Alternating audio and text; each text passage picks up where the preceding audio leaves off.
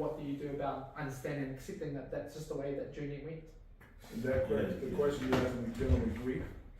It's not lost, like not as in like grief or You're not gonna associate with that person anymore because of the journey that you're on. Oh, I see what you're saying. So not necessarily death. No, not necessarily. I mean, maybe death as well. Your journey takes you away. Yeah, it takes you away from the certain people. Like, how do you guys deal with that? That's easy. Now, mind you, I'm laughing when I say that, but I deal with that all the time. I deal with what we call first generation wealth distinction, right? So here's what happens. A lot of my athletes, a lot of my actors, they're first generation wealth. Mm-hmm. So guess what? They've made it, and one of the byproducts of that is what we call survivor's remorse, which there was a TV show about it, where you've made it, and now you feel so depressed and bad that you made it. Yeah. And nobody else, the people around you, either you can't help them or you try to help them and it just doesn't sink in. Also, a lot of people lose some of their earlier mentors. Yes. Especially we can point to the Mike Tyson story, how he lost Cuss right before he won the championship. Mm-hmm. So, two things. One, when God separates you, that's a celebration. Okay. Although it may come with sadness, but understand the purpose is right there for a season, time, or reason. So that's the number one thing. Now, mind you, I'm not cold-hearted. I mean, I came up as a single child, an only child, so I'm not cold-hearted. But once again, when you find your purpose, everybody on that road to that purpose, they're gonna get a blessing from you keep going. If you stop, there's somebody that believes in you like you shouldn't stop.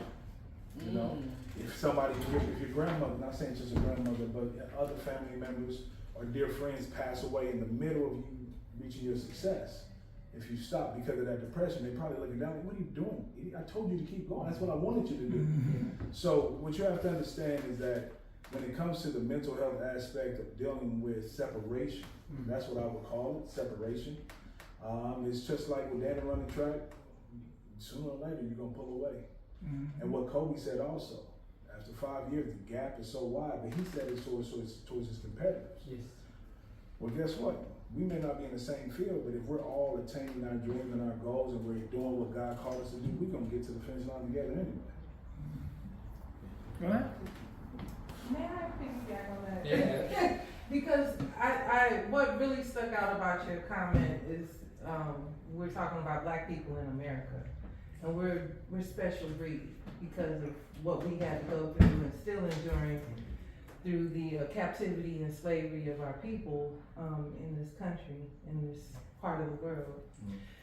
And with that being said, I think that nature shows us what happens when things are subjected to pressure in life, and we have several, yes ma'am, we have several examples. Diamonds are one, because diamonds are nothing but pressurized coal that over years, after so much pressure, that coal turns into a diamond. Pearls are nothing but sand that's caught in an oyster that the oyster is trying to get out, and salivates and moves, and then this ball forms inside the oyster from a grain of sand. The lotus is one of the most beautiful, hypnotic, and beneficial flowers on the planet, but it grows in the swampiest, muddiest waters.